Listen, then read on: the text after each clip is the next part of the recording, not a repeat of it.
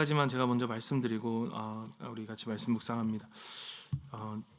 제가 오늘 기도하다가 조금 일찍 내려가면 너무 저기 하지 마시고, 제가 허리를 약간 삐끗해서 조금 아픕니다. 그래서 위에 올라가서 제가 좀 서서 기도할 테니까요. 서서 기도하다가 내려가도 여러분 계속 기도해 주시고, 그리고 빨리 괜찮습니다. 뭐 그렇게 많이 아프진 않는데 빨리 회복할 수 있도록 여러분 함께 기도해 주셨으면 감사하겠습니다.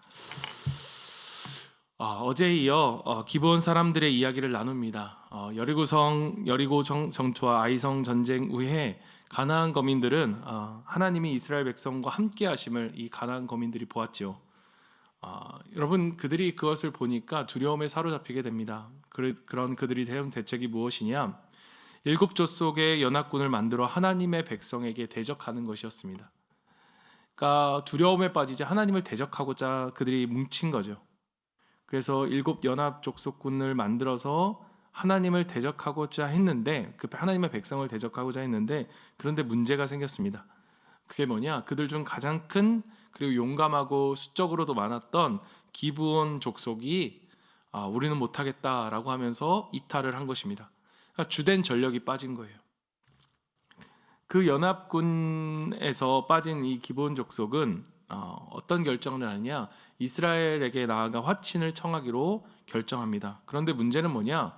여러분, 우리가 신명기 7장 1절부터 3절에 보면 하나님께서 이스라엘에게 그들이 가나안 땅에 들어가기도 전에 말씀하셨던 그 명령 중에 하나가 뭐냐? 그들을 진멸하라. 그들과 어떤 언약도 하지 말 것이요, 그들을 불쌍히 여기지도 말 것이며 또 그들과 혼인하지도 말지니라고 말씀하신 것입니다.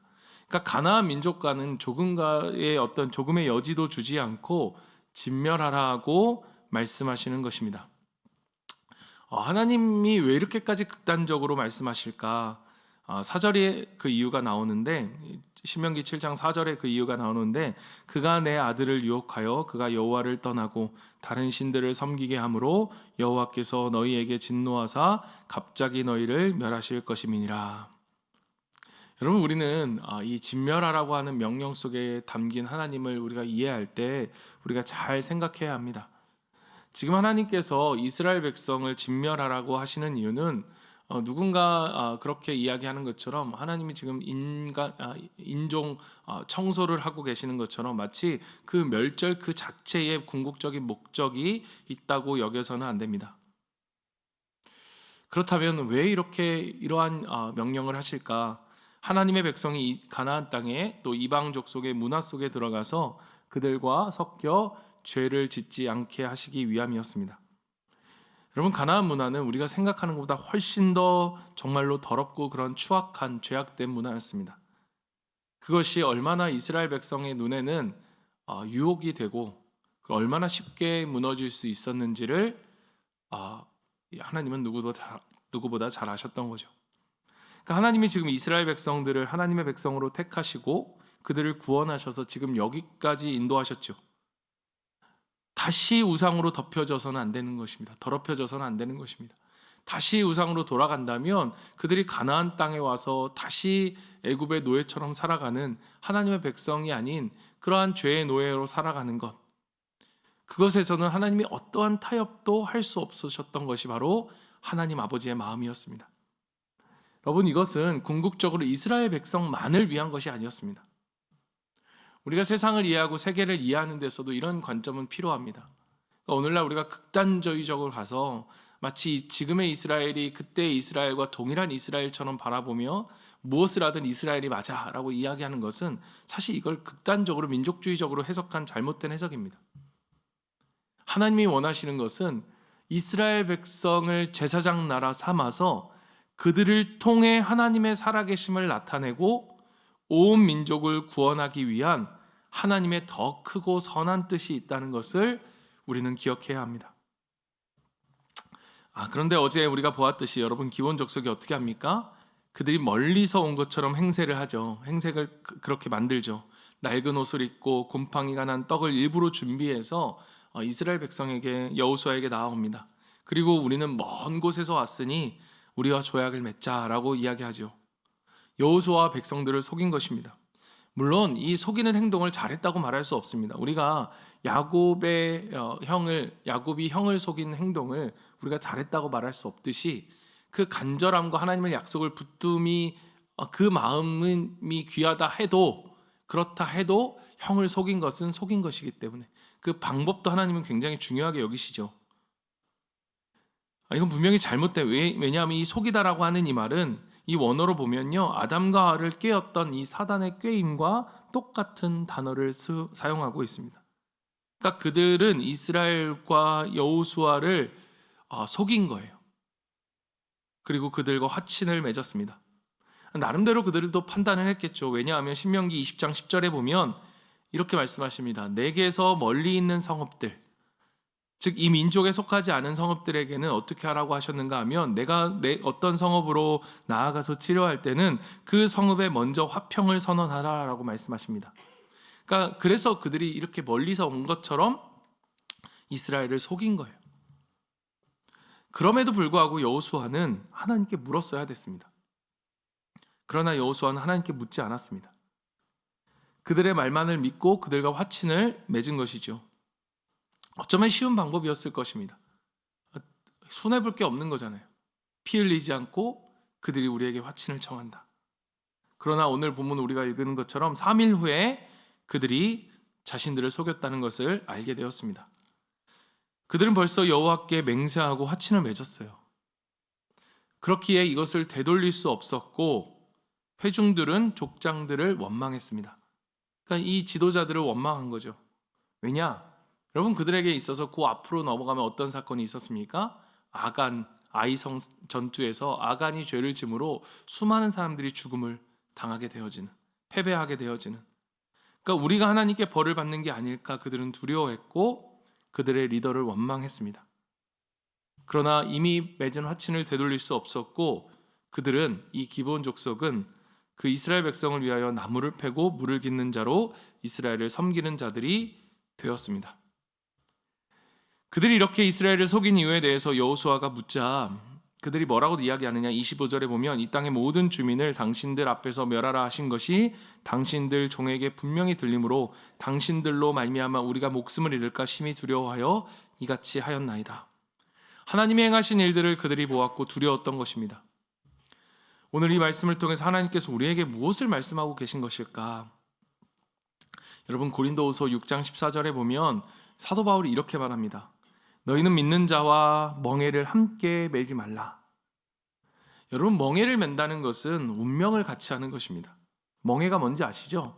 소가 멍에를 매면 그 어른 소에 또 하나의 좀 작은 소를 매어서 이 소가 함께 멍에를 매가는데 이 소를 따라서 이 소도 갈 수밖에 없는, 함께 멍에가 매고 있기 때문에. 여러분, 우리가 함께 멍에를 맨다라고 하는 것에 있어서 대표적인 것을 생각해 보면 결혼이 되겠죠. 그래서 여러분, 믿지 않는 자와 결혼한다는 건 결코 쉬운 일이 아닙니다. 이걸 우리가 너무너무 쉽게 생각해서는 안 돼요. 제가 우리 청년들에게 항상 이야기하지만 이건 정말 쉬운 일이 아닌 것입니다. 왜냐? 인생의 목적이 다르고 가치가 다르고 철학이 다르기 때문이에요. 살아가는 것은 사랑으로 살아가는 것만이 아니죠. 더 중요한 건 인생의 목적입니다. 함께 살아가는 것이기 때문에. 그런데 바울이 그 앞에 보면 고린도후서 5장 9절 10절은 다른 이야기를 하는 것 같아요. 지금 했던 이야기가 다른 이야기. 뭐라고 하느냐? 우상 숭배하는 자들을 도무지 사귀지 말라 하는 것이 아니니 만일 그러하면 너희가 세상 밖으로 나갈 것이라. 아니, 믿지 않는 자와 멍에를 매지 말라라고 해놓고 그 앞에서는 우상 숭배하는 자들과 도무지 사귀지 말라 하는 건 아니다. 그렇다면 너희가 이 세상 밖에서 살아야지 어떻게 이 세상에 살 수 있겠냐? 그들과 운명을 같이 할 수는 없지만 그들과 사귀어 살지 않을 수 없는 것이 바로 우리의 현실이죠. 우리가 살아가는 이 땅에서의 삶. 그렇다면 어떻게 해야 되는 것인가? 여러분, 우리 가운데 믿지 않는 분들과 믿지 않는 자들과 결혼한 분들이 있습니다. 결혼을 취소해야 될까요? 이혼해야 될까요? 여러분, 우리가 해야 할 일은 무엇이냐? 사는 거예요. 그냥 살아야 합니다. 여러분, 이것이 바로 그리스도인들에게 세상 속에 살면서 가지게 되는 여러분 삶의 무게예요. 오늘 이스라엘 백성은 기브온 족속을 끌어안고 가야 했던 거예요. 비록 속였고 속임을 받았고 그들도 하나님께 묻지 않았지만 그들이 살아가야 할 삶은 그 기브온 족속을 끌어안고 품고 가는 것이었습니다. 여러분, 하나님은 자비의 하나님이십니다. 진멸하라는 것은 단순히 이스라엘 백성을 사랑하기 때문만이 아니라고 말씀드렸죠. 여러분, 40년 동안 이스라엘이 가나안 땅에서 방황했다는 것을 다른 측면으로 보면 가나안 땅의 백성들을 위한 기다림의 시간이었어요. 40년이라는 시간을 그들에게 준 거예요. 돌아오라, 회개하라. 그 광야에서 일어나는 이스라엘 백성들의 그 일을 보면서 그들에게 있어서는 40년 동안 하나님 앞에 돌아올 수 있는 기회가 있었어요. 그러나 그들은 하나님께 돌아오지 않았습니다. 회개하지 않았습니다. 지금 이스라엘 백성을 통해 또 다른 측면에서 보면 가나안 백성들을 심판하시고 계시는 거예요. 그리고 지금 이 일들은 이스라엘 백성만이 아니라 이스라엘 백성을 통해 하나님의 나라를 통해서 하나님의 나라를 세워 그들을 통해 하나님의 살아계심을 보고 그들로 그 이방에 있는 모든 자들로 하여금 하나님께 돌아오게 하기 위한 그것이 바로 목적이었던 것입니다. 그래서 오늘 이 본문은 우리에게 보여줍니다. 하나님의 주권을 인정하고 그 통치 안으로 그 통치를 받아들이는 자는 그의 백성이 될 수 있다는 사실을 오늘 본문은 우리에게 보여주고 있는 거예요. 사랑하는 성도 여러분, 그 가운데 우리의 역할은 무엇입니까? 이 세상의 빛과 소금이 되는 것입니다.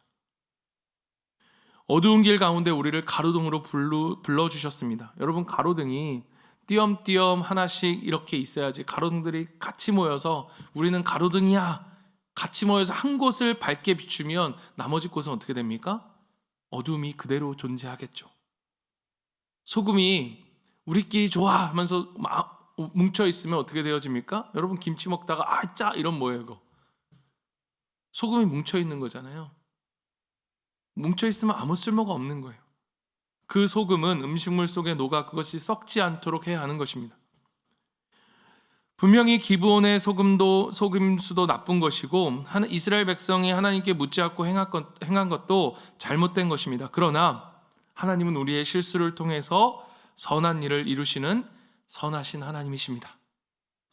우리가 마주한 모든 삶의 상황 속에서 우리가 할 수 있는 것은 무엇이냐? 하나님의 선하심을 믿고 그들을 안고 가는 거예요. 그들을 품고 가는 것입니다.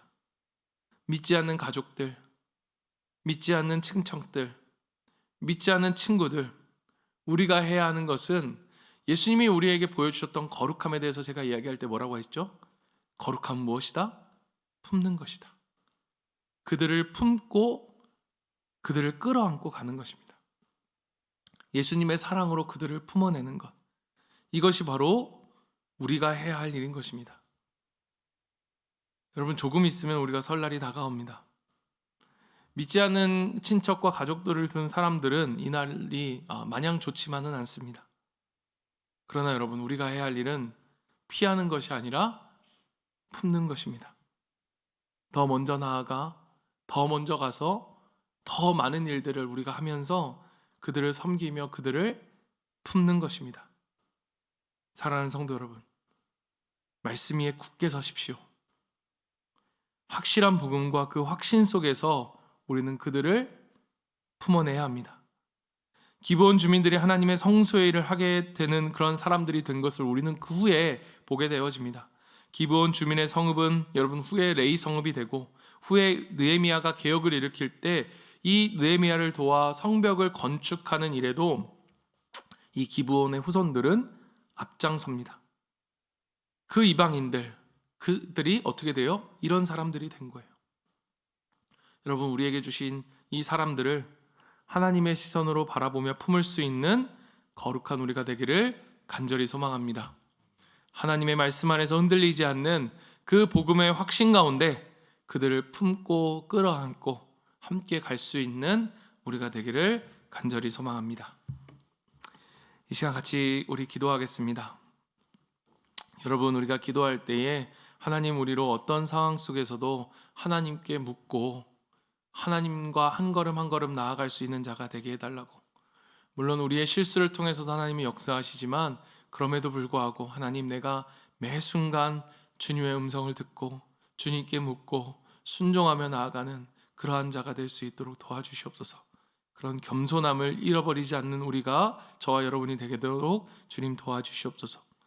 또 우리가 복음의 확신 가운데 있으면서 우리 안에서 다른 이들을 배척하는 사람들이 아니라 다른 사람들의 연약함과 그러한 부족함들을 품는 자가 되게 해달라고, VIP들을 품고 믿지 않는 사람들을 품고, 여러분 이 품는 것 중에 가장 중요한 게 뭐냐? 말입니다.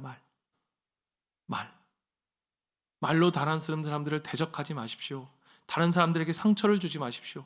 내가 듣고 싶지 않은 말은 다른 사람도 듣고 싶지 않은 거예요. 그것이 아무리 옳은 말이라도 여러분 욥기의 친구들처럼 그렇게 욥을 해서는 안 되는 거예요.